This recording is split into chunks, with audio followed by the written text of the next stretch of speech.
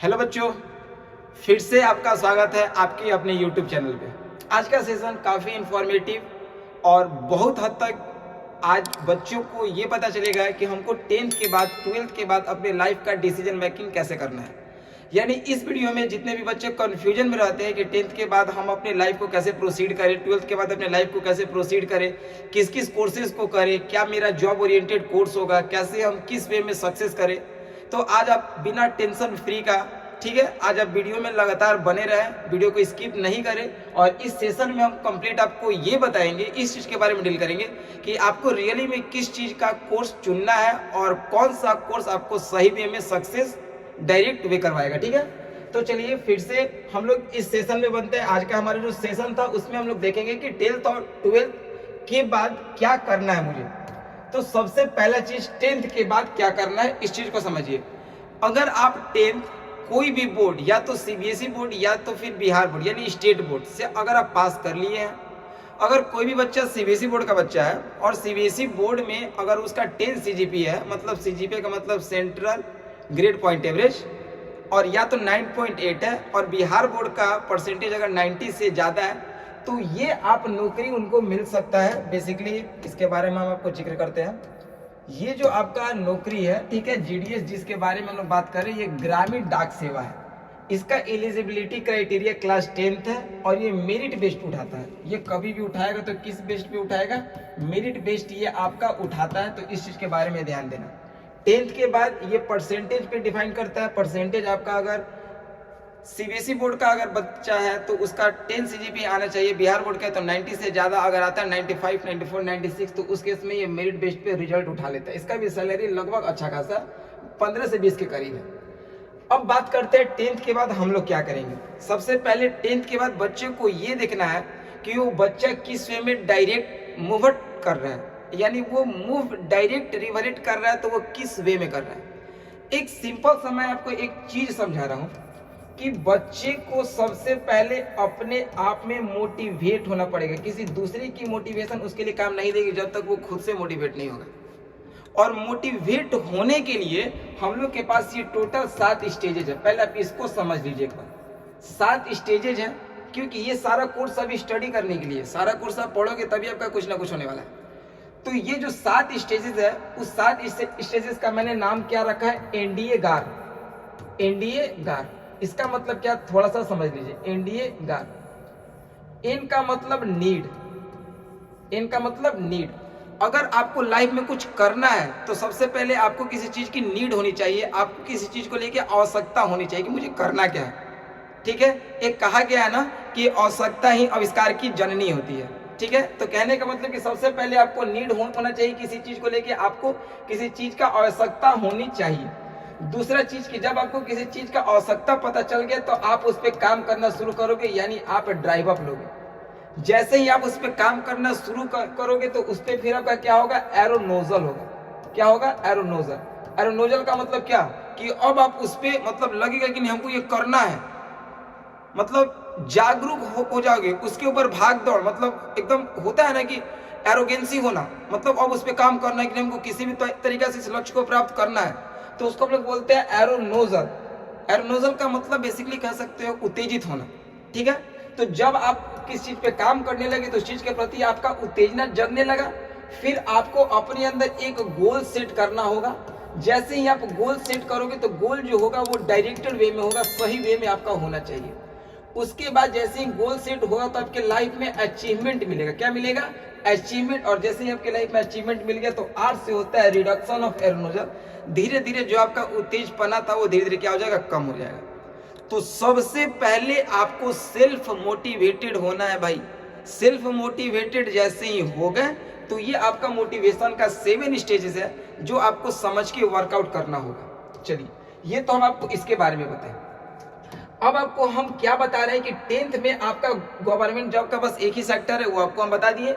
अब आपका स्टडी का वो 4 सेक्टर है। अगर आप 10th के बाद आपको लगता है कि पहले आप अपने माइंड को रीड करो, कि सबसे पहले आपको ये लगता है ना कि नहीं, जैसे मेरा फिजिक्स केमिस्ट्री बायो ठीक है, रटने का कैपेसिटी सही है, लर्निंग एबिलिटी सही है, ठीक है, अगर ये सब चीज़ आपका सही है तो आप फिर साइंस सेक्टर में आ जाओ।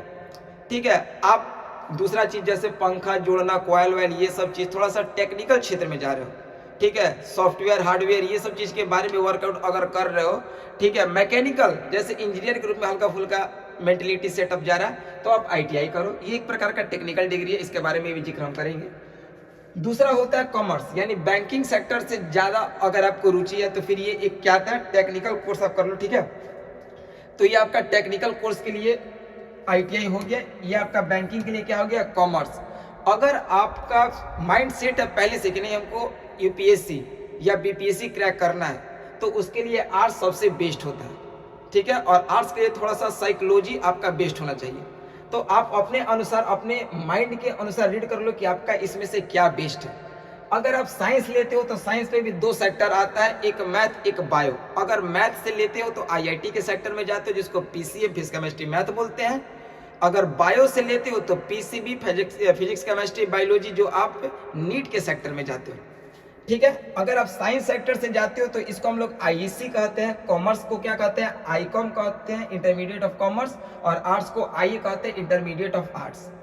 10th के बाद ये 2 साल का कोर्स है, ये भी 2 ईयर का कोर्स है, ये भी 2 ईयर का कोर्स है, यानी सबका ड्यूरेशन ऑफ टाइम कितना है, 2 ईयर्स है। कितना है सबका, 2 ईयर्स, इसका भी 2 ईयर्स है, इसका भी आपका 2 ईयर्स है। अगर आप 10th के बाद डायरेक्ट ITI करते हो तो ये आपका 12th इक्विवेलेंट डिग्री भी दे देगा, और उसके साथ साथ एक आपका ITI का टेक्निकल डिग्री भी हो गया। बहुत सारे लोग देखते हैं कि 10th 12th ग्रेजुएशन, ठीक है, कंप्लीट कर लिए, मास्टर्स भी कंप्लीट कर लिए, फिर देख रहे हैं कि रेलवे का बहाली है, इसका बहाली है, उसका बहाली है, तो फिर उसके बाद ITI कर रहे हैं। कर सकते हो, कोई दिक्कत नहीं है, लेकिन एक बेस्ट उपाय है कि जो बच्चा बहुत तेज नहीं है, मेरिटोरियस नहीं है, हालांकि जितने मेरिटोरियस बच्चे होते हैं ना, वो 10th के बाद सीधे चयन करते हैं किसका, साइंस का, और उसमें बायोलॉजी या फिर मैथ लेके IIT या नीट क्रैक करते हैं। अगर वो IIT क्रैक करते हैं तो IIT में अगर G क्रैक करते हैं तो उनको NIT मिलता है, जी मीन्स अगर एडवांस क्रैक करते हैं तो उनको IIT कॉलेज मिलता है। IIT बेस्ट कॉलेज आपको हम बताएंगे, खड़गपुर है, ये फिर से दिल्ली में आपका आ जाएगा, पटना वाला भी सही है, ठीक है। तो ये सब चीज़ है आपका, मुंबई भी सही है। और अगर हम लोग नीट के लिए बात करेंगे तो आपका BHU हो गया, एम्स हो गया वगैरह, ये सब चीज़ आपका सही है। तो हम आपको क्या बताएं, दिल्ली भी आपका मेडिकल के लिए सही है उसका कॉलेज। तो हम आपको क्या बताएं कि अगर मेरिटोरियस बच्चा है तो वो साइंस ले, मैथ या बायो 2 साल का कोर्स है, उसका 12th कंप्लीट हो जाएगा। अगर उसके पास ज़्यादा नॉलेज नहीं है और वो पढ़ाई अपना बेस्ट करना चाहता है, थोड़ा सा टेक्निकल क्षेत्र में उसका ज़्यादा मन है, ठीक है, तो वो मैकेनिकल क्षेत्र में ज़्यादा मन है तो वो ITI कर ले, उसका 12th वाला डिग्री भी हो जाएगा और एक टेक्निकल डिग्री भी मिल जाएगा। बैंकिंग सेक्टर में ज़्यादा अगर उसका रुचि रहता है तो वो कॉमर्स कर ले, ICOM, उसका भी 12th का डिग्री कंप्लीट हो जाएगा। और आर्ट्स सेक्टर में तो IE कर ले, इंटरमीडिएट ऑफ आर्ट्स, उसका भी 12th का डिग्री मिल जाएगा। अब 12th का डिग्री मिल गया तो अगर वो साइंस लिया तो IIT नीट के सेक्टर में जाएगा, अगर वो ITI किया तो डिप्लोमा पॉलिटेक्निक उसके सेक्टर में जाएगा, कॉमर्स किया तो फिक्स है कि बैंकिंग के सेक्टर में हो जाता है बंदा, और अगर आर्ट्स लिया तो IE, BPSC और ये UPSC यानी बिहार पब्लिक सर्विस कमीशन और यूनियन पब्लिक सर्विस कमीशन के क्षेत्र में जाता है। 10th में एक और जॉब आता है GD का, लेकिन थोड़ा सा GD और वो कॉम्पिटिटिव वाले जितने बच्चे वो भी डाल देते हैं, थोड़ा सा ज़्यादा उसमें कंपटीशन हो जाता है। तो 10th में 2 आता है, एक GDS और एक GD। GD जो होता है वो SSC उसको कंडक्ट करवाता है। तो ये आपको क्लियर हो गया कि पहले आपको 12th अच्छे से कर लेना है, इन चारों में से ध्यान देते हुए। आइए अब जैसे ही हम लोग 12th तक पहुंचते हैं तो यहाँ पे क्या होगा, यानी सिंपली 12th के बाद आपके पास सारा चीज एक फ्लो तरीके से है, आप इस पे बैठ के अपना स्ट्रेटेजी माइंड तैयार कीजिएगा, फिर आप देखिएगा कि करना क्या है। और कम से कम इस वीडियो को ज़्यादा से ज़्यादा लोगों तक शेयर कीजिएगा ताकि इन्फॉर्मेशन, सही इन्फॉर्मेशन सभी को प्राप्त हो सके। अगर सिंपली आपको 12th प्राप्त कर लिए, यानी आपने तो 12th कर लिया, अगर आप सिंपली 12th कर लिए तो 12th के बाद 3 तो कोर्स था ही, साइंस है, तो बेसिकली बच्चा क्या करता है, एक सीधे वे में चलो और एक साइड से अपना कोई कोर्स करते रहो कि ताकि हमको जहाँ पे मिला हम वहाँ पे मूव अप कर सकते हैं। वैसे सीधे तो रास्ता चल रहा है ना, 10th 12th ग्रेजुएशन मास्टर, उसके आगे PhD वगैरह करते रहो, तो ये तो आपका एक मेन फ्लो हो गया। साइड से आपका अपना एक कोई ना कोई रास्ता निकालते रहो, उसके लिए मेहनत करना पड़ेगा भाई, बिन मेहनत का कहाँ कुछ पॉसिबल होता है। तो ये आपका एक मेन रास्ता हो गया कि पहले अगर साइंस लिए हो तो आप BSc करोगे, बैचलर ऑफ साइंस, फिर MSc करोगे, master of science. Bachelor of science का मतलब तुम ग्रेजुएट हो पाते हो, मास्टर ऑफ साइंस का मतलब तुम क्या हो पाते हो, पोस्ट ग्रेजुएट। इसको हम लोग UG बोलते हैं, अंडर ग्रेजुएट, इसको बोलते हैं हम लोग PG पोस्ट ग्रेजुएट, ठीक है। तो ये आपका साइंस के लिए ग्रेजुएशन है और मास्टर्स। उसी प्रकार से आईकॉम के लिए होता है बीकॉम और एमकॉम। आईकॉम में भी बीकॉम में आपका क्या होता है, बैचलर ऑफ कॉमर्स। एमकॉम का मतलब क्या होता है, मास्टर ऑफ कॉमर्स। इसमें यूजी रहते हो, इसमें क्या रहते हो अपना पीजी, यानी अंडर ग्रेजुएट ये कोर्स है और पोस्ट ग्रेजुएट का ये कोर्स है, यानी ये एक सिंपली रास्ता है। आईए के बाद बीए, बीए के बाद एमए, ठीक है। तो ये आपका एक सिंपली रास्ता है जो 12th के बाद सब लोग करते हैं, ठीक है। अब उसके बाद टीचिंग एलिजिबिलिटी। अब तो ये बिहार में बहुत ही ज़्यादा दिक्कत वाली आ गई है और जो बच्चे मेहनत करते हैं उनके लिए बहुत बड़ा ही खुशखबरी है। क्या कि सबसे पहले आप 10th करो, 10th के बाद 12th करो, 12th के बाद ग्रेजुएशन करो, ग्रेजुएशन के बाद बीएड करो और बीएड के बाद आपको सीटेट क्वालिफाइड करना है और सीटेट क्वालिफाइड के बाद बीपीएससी का प्रीलिम्स करना है, तब आपको बिहार में जॉब मिलेगा, टीचर का मिलेगा। वो भी कौन सा क्लास 1 to 6, यानी पहले वाले जो थे टीचर हो गए, ठीक है। अगर उनको भी अपना जॉब को बेस्ट करना है, मूव अप करना है बेस्ट पेमेंट के लिए, बेस्ट सैलरी के लिए, तो उनको ये बीपीएससी वाला एग्जाम कंडक्ट करना होगा, ठीक है। तो ये एक क्राइटेरिया 1 to 6, 3 फॉर्म आता है ना टीचर के लिए, 1 to 6, 6 to 10 और 11 12 के लिए। तो ये आपका एक प्रोसेस है जो जूनियर के लिए। अगर सीनियर के लिए बात करना है 6 to 10 या 10 to 12, तो 10th 12th graduation masters BEd, BEd के बाद सीटेट, सीटेट दोनों पेपर, एस्टेट, उसके बाद बीपीएससी, तब जाके आप इसमें 10 to 12 तक मूव अप कर सकते हो। ये पूरा डिग्री आपको लेना पड़ेगा। तो ये टीचर एलिजिबिलिटी मैंने आपको जिक्र किया। आगे आइए, अगर आपको रेलवे मतलब हॉर्न लगा हुआ है, रेलवे की ओर लोग धड़ल्ले से जा रहे हैं, ठीक है। चलिए रेलवे के लिए भी आपको मैं बता दे रहा हूँ उसके लिए भी क्या क्या क्राइटेरिया है। तो रेलवे में टोटल 4 ग्रुप है, A B C D group, A group, E group, B group C, group D. Eligibility criteria क्या है, बीपीएससी प्रीलिम्स। अगर मान लो कि ग्रुप ए का आपको नौकरी करना है, ग्रुप ए का तो ऑफिसर ग्रेड का नौकरी है, काफी शानदार नौकरी होता है, तो ग्रुप ए के लिए आपको यूपीएससी क्रैक होना चाहिए। इसमें ऑफिसर ग्रेड लोग बनता है, मेडिकल कॉलेज से भी लोग बड़े लोग आते हैं जो एमबीबीएस क्वालिफाइड है, इंजीनियर लोग आते हैं, बीपीएससी प्री मेंस क्वालिफाई करने वाले लोग भी इसमें अपना जाते हैं, इसके फॉर्म को फिलअप करते हैं। तो ये ऑफिसर ग्रेड का नौकरी इसमें बनता है। अगर आपको group B, group C, group D के लिए बात करना है, तो ग्रुप बी और ग्रुप सी, एक्चुअली में देखो ग्रुप बी कोई पोस्ट नहीं होता है। ग्रुप बी क्या होता है कि जो बंदा ग्रुप सी में रहता है उसी ग्रुप सी से उसका प्रमोशन होता है, प्रमोशन से वो क्या बन जाता है, ग्रुप बी में जाता है। एक्चुअली में ग्रुप सी ही पोस्ट होता है, ग्रुप सी से प्रमोशन के बाद वो ग्रुप बी में जाता है। और 12th और ग्रेजुएशन इसका आपका एलिजिबिलिटी क्राइटेरिया है ग्रुप सी के लिए। इसमें एसएम बन सकते हो, स्टेशन मास्टर बन सकते हो, टीसी टिकट कलेक्टर बन सकते हो, एलपी लोको पायलट बन सकते हो, गार्ड, ट्रैफिक अप्रेंटिस बन सकते हो। तो इसमें आपका प्रमोशन ग्रुप सी से जितना ज्यादा प्रमोशन होगा ग्रुप बी में जाओगे। सैलरी इसका अच्छा है, पे काफी इसका बेस्ट है। अगला ग्रुप डी, 10th पे एक और है ग्रुप डी जो है वो बेसिकली आपका 10th पे 12th पे भी है। तो बेसिकली आपका ग्रुप डी 10th पे, इसमें आप क्या बनोगे, helper, hospital attendant, gateman, porter, trackman, pointman. Group C और ग्रुप डी जो एग्जाम होता है वो सीबीटी है। सीबीटी का मतलब कंप्यूटर बेस्ड टेस्ट होता है, ये एमसीक्यू है और इसमें आपको रीजनिंग, मैथ, जनरल साइंस और इंग्लिश के प्रति आपको विशेष ध्यान देना होगा। तो ये रेलवे की क्राइटेरिया आपको मैंने बताया और इसके लिए बेसिकली आपको 12th और ग्रेजुएशन करना मस्ट है। तो इस चीज को पहले ध्यान देना। एक चीज और बता रहा, जॉब 2 टाइप्स का होता है, एक आप गवर्नमेंट सेक्टर और एक प्राइवेट सेक्टर। गवर्नमेंट सेक्टर के लिए हमने ज़्यादा इस चीज़ का जिक्र किया। प्राइवेट सेक्टर में आपके पास अगर नॉलेज बढ़िया है तो आप जैसे कितने लोग ट्रेड करते हैं, ये करते हैं, तो ये एक अलग सेक्टर हो गया, ये आईटी सेक्टर हो गया। तो आईटी सेक्टर का भी नॉलेज अगर आपके पास है तो इससे भी इनकम आपका अच्छा खासा है। अगर आईटी सेक्टर का नॉलेज है तब, टाइम पास के लिए नहीं, नॉलेज है तो आप इसमें जा सकते हो। इसके अलावा अगर आपके पास एडुटेक पढ़ाने का कैपेसिटी ठीक ठाक है तो आप सिंपली ग्रेजुएशन कर लो। अगर एमएससी है तो काफ़ी बढ़िया है, बीटेक है तो और बढ़िया है। अगर ये सब चीज़ है तो आप बड़े बड़े कंपनी जैसे बाईजूस, जैसे पीडब्ल्यू, जैसे अनअकैडमी, ठीक है, तो ये सारे बड़े कंपनी में भी आप टीचिंग फैकल्टी के रूप में जॉब कर सकते हो।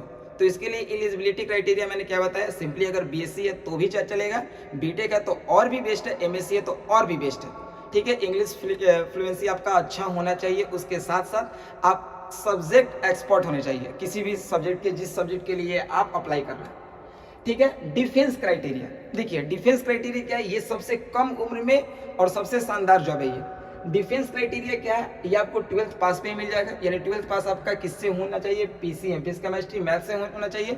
कम से कम उसमें आपका 60% होना चाहिए। एज मिनिमम 16.5 और मैक्सिमम 18.5 लास्ट जाता है, ठीक है, यानी ये सबसे कम उम्र में और सबसे बेस्ट नौकरी आपको मिलता है। ठीक है, इसके लिए थोड़ा सा मेहनत ज़्यादा करना होता है। जो बच्चे सोचते हैं कि हम सीधे 12th में फॉर्म दे निकल लें, तो ये सिर्फ वो फिर होला, वो उसको हम लोग बोलते हैं ना ख्याली पुलाव पकाना, तो उसके बराबर हो जाता है। इसके लिए आपको मेहनत करना पड़ेगा। सबसे पहले स्ट्रेटेजी और मोटिवेशन किसी दूसरे से नहीं, सेल्फ मोटिवेटेड आपको बहुत ज़्यादा ये करेगा। और मैंने जो 7 वे बताया उसको आप एक बार कहीं लिख लेना और उसके अनुसार अपने स्ट्रेटेजी को तैयार करना। ठीक है, और ये वीडियो काफ़ी लोगों के लिए हेल्पफुल होने वाला है, वो इसलिए भी कि उनको ये पता चल जाएगा कि अब हमको किस वे में क्या डायरेक्टेड वर्क करना है। बहुत लोग हम देखते हैं कि फैमिली प्रेशर में उनको ये मन रहता है हम ये करेंगे वो करेंगे, हालांकि उनमें उनका नॉलेज है नहीं, लेकिन वो उसमें घसीटाते जाते हैं।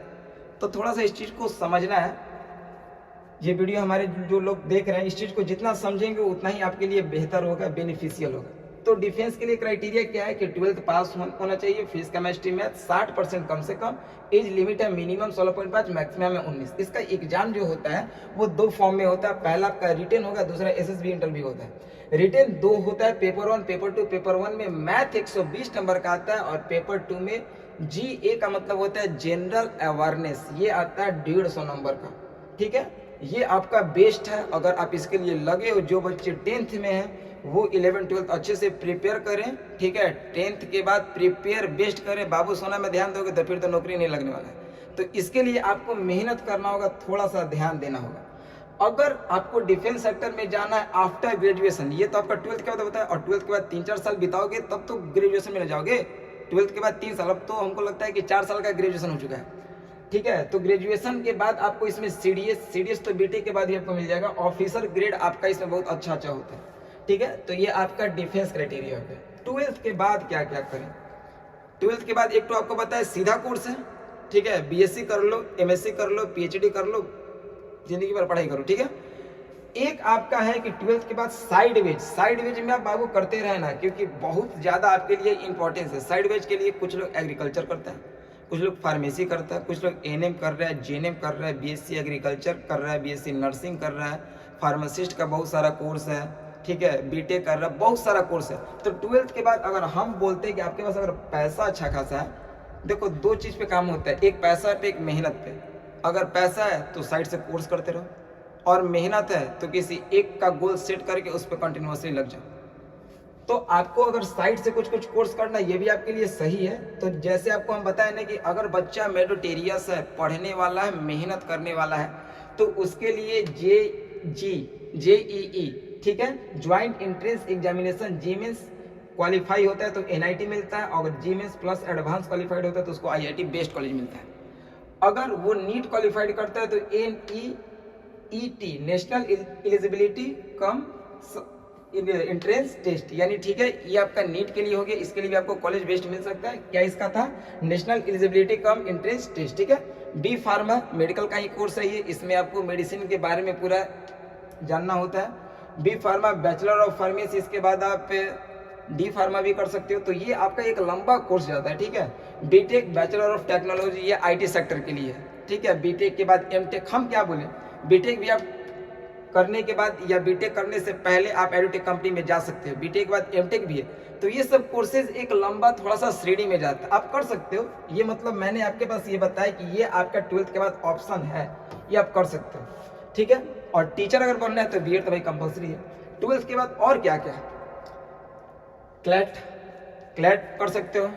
ठीक है, 12th के बाद तो 5 साल का, वैसे वो 3 साल का होता है। क्लैट कर सकते हो। कॉमन लॉ एडमिशन टेस्ट, इससे आपको क्या मिलेगा, BCom में लॉयर, वकील बन सकते हो। ठीक है, लॉ फिल्म्स मतलब छोटा छोटा जो केस मुकदमा वो सब तुम देख सकते हो। प्राइवेट प्रैक्टिस तुम कर सकते हो। ठीक है, BCom में जज के लिए आपको क्लियर करना पड़ेगा जुडिशियरी एग्जाम। तो ये आपका क्लैट भी 12th के बाद हो सकता है। जिसको लॉ, कानून ये सब के बारे में, वो इस लाइन में जा सकता है, उसके लिए बेहतर है। अब नहीं है, जबरदस्ती पापा ढकेल रहे हैं तो ये भी दिक्कत है। ठीक है, बेसिकली पापा के परी को बोलते हैं कि चलो तुम तो इस लाइन में चल जाती है, वो दिक्कत है। वो समझना है कि आपका माइंड क्या कर रहा है, आपका गोल क्या है, आप किस वे में, सही वे में डायरेक्टेड अपने मेहनत को लगा रहे हो। दूसरा है BBA, ये भी आपका बिजनेस वाला कोर्स है। BBA के बाद फिर आपको MBA करना होगा। ठीक है, बैचलर ऑफ बिजनेस एडमिनिस्ट्रेशन इसको बोलते हैं। BCA bachelor of computer application. ठीक है, BHM bachelor of hotel management, अच्छे होटल में आप मैनेजर का पोस्ट के लिए करोगे। तो ये आपके पास अलग अलग कोर्सेज हैं, आप इसको देख सकते हो। अगर आप एक अच्छे वक्ता है ठीक है, अच्छा बोल पा रहा है तो आप जर्नलिज्म का कोर्स कर लो, ठीक है, ये भी आपके लिए सही है, लेकिन इसके लिए आपके पास वैसा नॉलेज भी होना चाहिए, ठीक है। सीए कर लो, ठीक है, चार्टर्ड अकाउंट, ये आपका कॉमर्स के लिए होता है। तो आपको हम क्या बताएं कि अलग अलग कोर्स से आपको डिसाइड करना है कि आपको किस वे में काम करना है। मेहनत अगर करना है तो गवर्नमेंट सेक्टर में कोई भी 1-2 सेक्टर चूज कर लो, उसके ऊपर मेहनत करो, या फिर जो भी कोर्स कर रहे हो उसको पहले एक डायरेक्टेड कर लो। अलग अलग करना है तो उसको भी कर लो, फिर उसके अनुसार अपना एक स्ट्रेटेजी प्लान भी तैयार करो। 12th के बाद और क्या, अगर हम लोग एसएससी के अंडर आते हैं तो एसएससी के अंडर एक एमटीएस आता है, मल्टीटास्किंग स्टाफ एलिजिबिलिटी 10th पास। हाँ, एमटीएस होता है, जीडी नहीं होता, ठीक है, ध्यान देना, एमटीएस होता है। वहाँ पे मैंने जीडी का जिक्र किया था, एमटीएस होता है, वो जीडी 12th के बाद ही होता है। एमटीएस क्या होता है? मल्टीटास्किंग स्टाफ, इसका एलिजिबिलिटी 10th है। सोचना एक बात भाई कि इसका भी एलिजिबिलिटी 10th है, तो ये 10th वाले भी बच्चे बैठेंगे, ग्रेजुएशन वाले भी बच्चे बैठेंगे, तो यहाँ पे कंपटीशन में थोड़ा सा ज़्यादा होड़ होगा, थोड़ा सा अलग क्राइटेरिया उसका पड़ जाता है, लेकिन ये थोड़ा सा कॉम्प्लिकेटेड पड़ जाता है, ठीक है। अब हम लोग क्या करेंगे, सीएचएसएल, ये सारा जितना भी बात कर रहे हैं ये सारा एसएससी के अंतर्गत आता है, ठीक है। CHSL combine higher secondary level examination 12th आपका पास है, ठीक है। देखिए जीडी 10th पास है, यानी जीडी जो है वो 10th पास भी है, 12th पास भी है क्राइटेरिया। ये एसएससी का पैटर्न वाइज आपका चेंज होते रहता है, इसको आप देख लेना, ठीक है एक बार। तो एसएससी में जीडी और एमटीएस ये 10th और 12th के ही बेसिस पे ये होता है। दिल्ली से अगर हो तो आप दिल्ली कांस्टेबल एलिजिबिलिटी ये 12th पास है। सबसे इंपॉर्टेंट चीज ये सारे बातों के अलावा, ये तो आपके लिए है ही, प्लान में है, स्ट्रेटजी है। आप गूगल पे टाइप करना सरकारी रिजल्ट, ठीक है। सरकारी रिजल्ट का जैसे पहला एप्लीकेशन खुलेगा उसको क्लिक करके वहाँ पर रिजल्ट आता है, ठीक है, एडमिशन आता है और फॉर्म आता है, ये सारी चीज़ें आती है। उसको आप कंटिन्यू आदत लगा लो देखने का, कि कम से कम आपको ये पता चले कि ऑफिशियली कौन सा अनाउंसमेंट आ रहा है, क्या चीज़ का एग्जाम होने वाला है, ठीक है। ये सब चीज़ आपके लिए बहुत ही बेस्ट है, ठीक है। तो आज के लिए इतना ही, आप इसको अच्छे से समझना, अपने स्ट्रेटजी तैयार करना और फिर अपना गवर्नमेंट एग्जाम या फिर बेस्ट प्रिपरेशन आगे की ओर बढ़ाना। तो यहाँ तक आप लोग को चीज़ें क्लियर थी कि आपको किस प्रकार से आप अपने 10th और 12th की स्ट्रेटजी को मेंटेन कर सकते हैं और कैसे आप अपने जॉब के लिए कौन सा कोर्स ओरिएंटेड कोर्स कर सकते हैं, ठीक है। यहाँ तक आप लोग को क्लियर थी। तो आज के लिए हम लोग इतना ही, ठीक है, ओके बाय, थैंक यू। हाँ, सबसे एक इम्पॉर्टेंट अहम बात यह है कि अगर आपको किसी चीज़ के बारे में जानना होगा, अगर मेरे से डायरेक्ट कांटेक्ट करना होगा या फिर किसी चीज़ की कंसल्टेंसी के बारे में आपको जानना होगा, तो आप नीचे व्हाट्सएप का लिंक दिया हुआ है आपके डिस्क्रिप्शन में, आप वहाँ से देख सकते हैं, ठीक है।